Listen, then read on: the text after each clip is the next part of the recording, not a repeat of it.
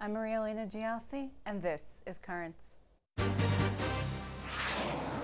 On this St. Valentine's Day, an overview of efforts to redefine the institution of marriage. And married and engaged couples gather for a special blessing.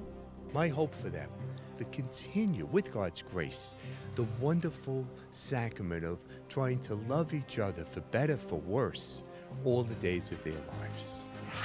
Plus, an effort at one parish to help save a boy in a fight for his life.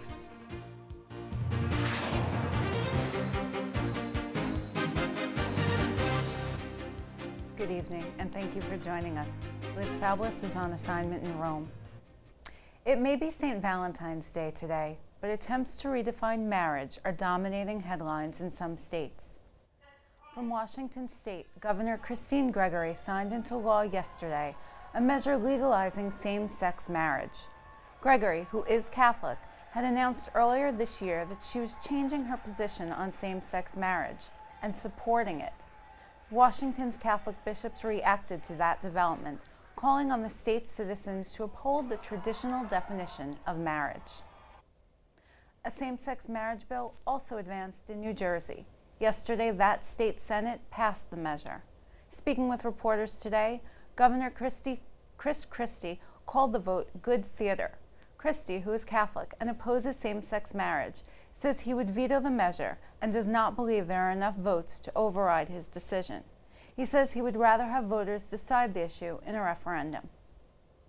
From California, meanwhile, a panel of the Ninth Circuit Court of Appeals upheld a previous ruling that a measure defining marriage as between a man and a woman is unconstitutional. In that earlier ruling, the judge in the case had determined that the measure, known as Proposition 8, violated the civil rights of people with same-sex attraction. In a statement, the U.S. bishops called the appeals court decision a grave injustice. For more on this, our news director, Ed Wilkinson, spoke with Mario Diaz, a lawyer for the organization Concerned Women for America, which works to bring biblical principles into public policy. Mario Diaz, thanks so much for being with us today. Great to be with you. It seems strange on St. Valentine's Day to be talking about anything but traditional marriage and love, but really we want to talk a little bit about challenges to traditional marriage today. It seems to be a wave that's sweeping through the country. And I know your group, Concerned Women for America, was very involved out in California with Proposition 8, which was just recently overturned by the courts out there. Proposition 8 was where the voters had said that marriage was between one man and one woman, but the court disagreed. What happened out in California? You know, it is really a shame what has happened in California, because it actually exposes the other side for what it's really trying to do, that it is more than just about equal rights as they would like to put it. In California, if you remember, they already had civil unions, so same-sex couples, as they call themselves, had all the rights as marriage couples would do, but they wanted more than that, and what they wanted was to be equal in terms of that word, that term, marriage. And of course, we can understand that because we know that there is something more about marriage. When God ordained this institution, it's much deeper than what the state can do, than what the state can recognize, and that's how we know also that they won't be satisfied, you know, when the laws just recognize them and that's all. They want people to accept them, because I think as all of us are, they have that deep passion, that deep hole, if you will, that God-shaped hole we all have to be accepted, and that's what's driving this issue. But in this case in particular, the court was very dismissive of the vote of the people, and it did something that no other court has done in the past, which is to say that basically the supporters of marriage and the people who voted to support traditional marriage were irrational, that there is no legitimate basis for wanting marriage to remain as the union between one man and one woman. Yeah. And this is very troubling because, as of course, as we know, there's not only one but many reasons why the state would like to support this institution that has been our foundation for so many years. Well, what do you think is the most important reason why we should be supporting marriage as the stable union that it should be? I think the way to approach it is to find out why is the state involved in the business of marriage in the first place. I mean, this was an institution ordained by God, and the church can do a good job in establishing it. Why is the state involved in it at all? Mm-hmm. And I think the answer to that question is that the state's interest is in the future generations, in that natural result of this union that God had created, which is children. And because of that, the state wants to promote a certain behavior. It wants to promote that the children are born and raised with a mother and father, which is the best environment, and all social science proves it. Sure. All the studies we have, that's the best environment for me. I mean, if you think about it in other contexts, it makes perfect sense. You know, the court or the state wants to promote people to give to charity, so it gives a tax exemption. It wants to promote certain behavior. And the same way in terms of marriage, it wants to promote children to be born and raised in a stable environment. Sure. What the state is doing here by supporting same-sex marriages, it is now effectively promoting homosexual behavior, which, as we know, it's not beneficial neither to the person nor to society. So it is very troubling in many. Sure. There seems to be a state-by-state battle at this point, and I know your group is involved in many places. How about in Washington State? What happened up there? The governor just signed a same-sex marriage bill. Were you involved up there at all? Yes, we have a great state director over there, Maureen Richardson, who's very involved in the process up until now, and coming now with the referendum. She's taking the lead there. It is very similar to what happened in California, because in Washington State they had already given the same rights again with civil unions. But as we have said in the past, it is not about rights. It is about more than that. So they went ahead with this law that, as they put it, would take them away from a separate but equal kind of a place. Yeah. And so they allow for same-sex marriages now.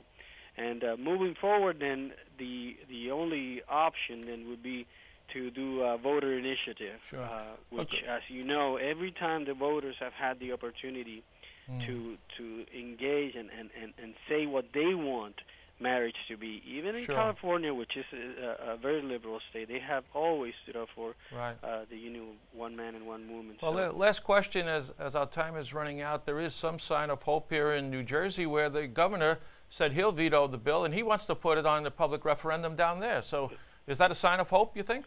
I think that's a sign of hope. Every time you get the people involved, moms and dads know how important it is for a father and a mother to be in the life of their children. I have 3 beautiful children myself, and my wife is the best wife in the world, but she can't be their father. I'm the father. That's right. And so that sense in the people is very prevalent. So every time you can get this issue to the voters, I think we stand a very good chance of winning and promoting marriage. Well, unfortunately, we're out of time. Mario Diaz from Concerned Women for America, the legal counsel for the group. Thanks so much for joining us today. I appreciate it. Thank you. Okay. Stay tuned. There's more currents ahead. A celebration for married and engaged couples here in Brooklyn. We'll take you to that next. Welcome back. Today is St. Valentine's Day, and hopefully you've had a chance to send your true love some red roses, a box of chocolates, maybe even a special piece of jewelry. This past weekend, love was also in the air, as Saturday was World Marriage Day. Not too far from our studios, St. Saviour Church in Park Slope held a special Mass on Sunday for married and engaged couples. There, Father Danny Murphy started things off with a very serious story. I'm at my cousin's wedding reception, and she asked me to bestow a blessing on all the couples who were there. Will all you married men stand next to the person who has made your life worth living? The bartender nearly got crushed to death. We're celebrating World Marriage Day. One of the benefits and graces of celebrating World Marriage Day, as we do here at St. Savior, and hopefully in churches throughout the world today, is that it restores to marriage the dignity and reverence and respect that the sacrament deserves, because it is being under attack in many, many ways in our society. World Marriage Day. The one day of the year when the church honors our married and engaged couples. The goal is first for our engaged couples to know that we are very happy that they have decided to have a church wedding, a Catholic wedding. And we want to bring them for a church blessing, a blessing from all our parishioners. And we want our married couples to have that sense of refreshing. We refreshed our vows. Every marriage has its ups and downs, but today we kind of renewed our commitment to each other. I take you to be my husband. I promise to be true to you. It was very emotional, renewing the vows, very emotional. Because in truth, I don't remember doing it 46 years ago. Renewing those vows sort of brings them to the forefront of your consciousness, that those are the things you said and those are the things that you stick to even through the little rough and tumble times that are inevitable. My husband died last year, and we were married 64 years last year, June 8th. It would have been 64 years. And I felt his presence here with me this morning.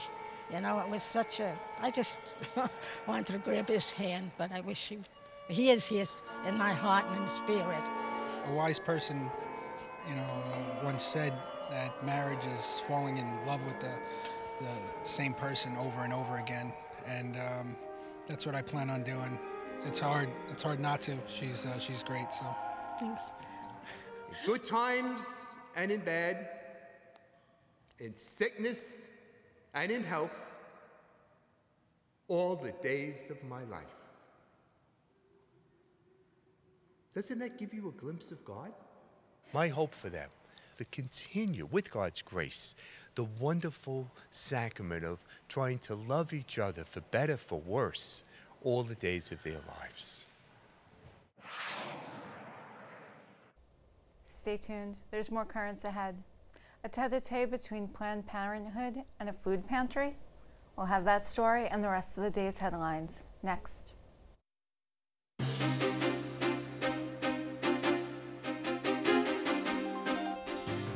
Welcome back to Currents. I'm Maria Elena Giassi. Coming up in just a bit, as a brave young boy fights a deadly disease, a local parish lends a hand. But first, let's have a look at the day's headlines. The U.S. Bishops' Conference has released 6 more things Catholics need to know about the contraception mandate. Last week, President Obama announced what he called a compromise on the mandate, allowing employees of religious organizations to opt in to contraception coverage on their own, with the insurance company footing the bill. On the Bishops' Conference media blog, Director of Media Relations, Sister Marianne Walsh, says Obama's announcement on Friday does not change a thing. Sister Marianne writes that religious employers who serve people of other faiths are still not exempt from the mandate. She says employers will also still be forced to pay for the health plan if an employee wants contraception and sterilization included. And a couple of U.S. bishops have added their names to a growing list of mostly Catholic leaders and academics speaking out against the mandate. The letter says Obama's announcement on Friday changes, quote, nothing of moral substance. They say it is unrealistic to expect the insurance companies will pay for the added coverage and not pass the cost along to the employers. Archbishops Charles Chaput of Philadelphia and Joseph Kurtz of Louisville have added their names to the list of signers. To read the full letter, head over to our blog. Just go to currentsny.net and click on Writing the Wave. Meanwhile, one U.S. bishop has issued a warning to Catholic politicians who take part in the assault on their faith. Peoria Bishop Daniel Jenke tells Catholic news agency that, quote, there is a last judgment. Bishop Jenke says he hopes these politicians will change their minds and that may God have mercy on them. When asked about Health and Human Services Secretary Kathleen Sebelius and House Minority Leader Nancy Pelosi, the bishop said he was utterly scandalized. Both Sebelius and Pelosi have pushed for religious institutions to be forced to cover contraception, sterilization, and some abortion-inducing drugs in employee health plans. In other news, a new Reuters Ipsos poll takes the pulse of Catholic voters, whose views are similar to those of non-Catholics. 47% of Catholic voters disapprove of President Obama's performance, only 3 percentage points less than non-Catholic voters. The number diverges slightly when it comes to presidential candidates, with Catholics favoring Romney at 44%. The number swings slightly in President Obama's favor among non-Catholic voters, with 42% saying they would send the president back for a second term. The Vatican's U.S. lawyer says a suit against the Holy See was withdrawn to avoid a loss in court. Attorney Jeffrey Lena told Catholic News Agency that the plaintiffs withdrew the case because they knew they would lose in court. Jeff Anderson, a lawyer who is known for pursuing abuse cases against the Catholic Church, sued the Vatican, claiming it knew of complaints against a Milwaukee priest accused of abusing 200 students at a school for the deaf. The abuse is alleged to have taken place between 1950 and 1974. The accused priest died in 1998. The Vatican's lawyer says the suit was simply filed to grab attention. And across the Atlantic, an English bishop is calling on Christian members of Parliament to stand up for traditional marriage. According to the UK newspaper, The Telegraph, Shrewsbury Bishop Mark Davies says politicians need to resist the idea that allowing same-sex marriage is a positive move. Bishop Davies spoke at a mass marking his diocese's annual celebration of marriage. The bishop says redefining marriage not only undermines the institutions, but obscures its identity for generations to come. And a priest who is an Islamic scholar says the outlook for Christians in Syria is not good. Father Samir Khalil Samir tells Vatican Radio that an Islamic regime will likely take over in Syria, which he says is a danger for Christians there. Father Samir says a solution is needed immediately because this situation in Syria is deteriorating day by day. In his Sunday Angelus, Pope Benedict called for an end to violence there and a commitment to dialogue, reconciliation, and peace. Back in this country, a Catholic food pantry in Wisconsin is telling its side of the story after refusing a donation from Planned Parenthood. According to pro-life blogger Jill Stanek, Paul's Pantry in Green Bay received a phone call from Planned Parenthood asking that a truck be sent to pick up a donation. The pantry's director told him he was unable to send a truck without giving a reason, but provided the names of other food pantries in the area. He says that within 20 minutes of that conversation, the pantry began receiving obscene phone calls. Paul's Pantry, which is a ministry of the St. Vincent de Paul Society, is the largest food pantry in Wisconsin. The director says the pantry will not accept a donation, quote, if it is going to hurt us. And St. Valentine's Day is almost over, but there may still be time to make the day special. Rome Reports has details. Few people actually know that Valentine's Day is actually linked to an Italian saint who was born in Terni, Italy back in the 3rd century. He's known as the protector of love, and his story is quite interesting. According to tradition, there was a time when Emperor Claudius II outlawed marriage so that young men could devote themselves entirely to the army. But a priest named Valentine considered this law unfair, so he decided to marry couples even though it was illegal. To honor his legacy, the church also has a few initiatives to celebrate Valentine's Day. On its website, the Episcopal Conference of Australia published a so-called Kit for Valentine's Day, which includes tips on how to respect, love, and build a happy marriage. In the US, a website called National Marriage Week is also listing tips on ways to improve one's marriage, and even instructions on how to write a love letter. There's also a so-called virtual retirement marriage site that gives a few tips for each day of the week. On their Facebook profile, even bishops launched a new catechesis on marriage and building a strong connection between husband and wife.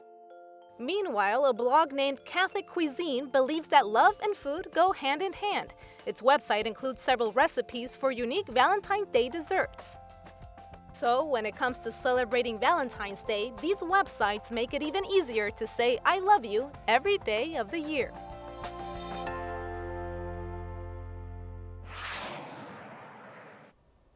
Stay tuned, there's more currents ahead.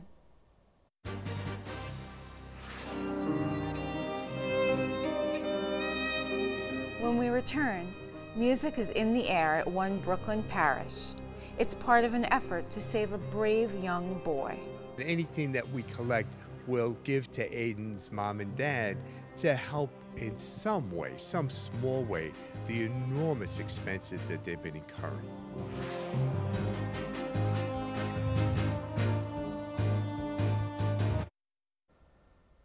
Finally tonight, it was a busy weekend at St. Saviour Church in Park Slope. Not only did the parish have a special mass for married and engaged couples, on Saturday it also hosted a benefit concert. At this concert, it was the children who took center stage to benefit one of their own. The children's choir sung their hearts out, and piano students tickled the ivories. And the aim? To find a cure for a debilitating and deadly disease. I'll lead you all, wherever you may be, I will lead you all in the dance that he. Aiden Seeger is one of our parishioners. Aiden is 7 years old. On his 7th birthday in July, he underwent a very, very serious surgery to correct, hopefully, a genetic condition called ALD. It's pretty much an incurable disease. They kind of are able to postpone it for some time, but because it's all very, very new, there's no definite cure.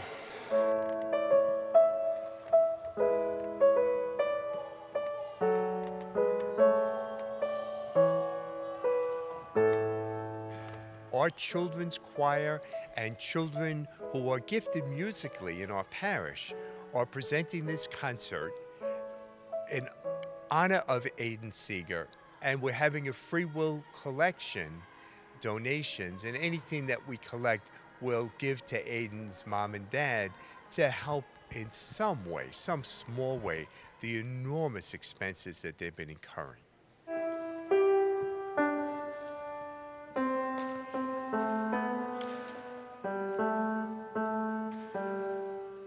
My piano students who will play different classical and popular pieces on the piano.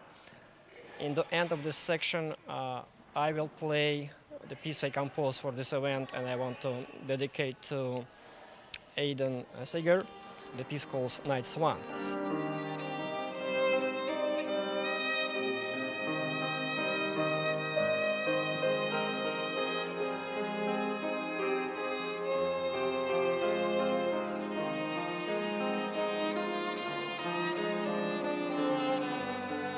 I loved it. It was beautiful. We're very grateful. I think he would have been happy that all these kids were doing this for him. I don't sit and think, why is God doing this to me, to my wife, to my son, or to my daughter? I just am a little curious as to what is the end message in everything that's going on. What are we to be learning from this? Why would this happen? Really, no one knows. But I truly believe that God is very much present here. If nothing else, good has come from this in terms of it's raised the consciousness of our children, it's raised the consciousness of our parishioners that we want to help. And if that came out of this, some good did already come out of this. I'll be coming home soon, 'cause I don't want to live on the moon.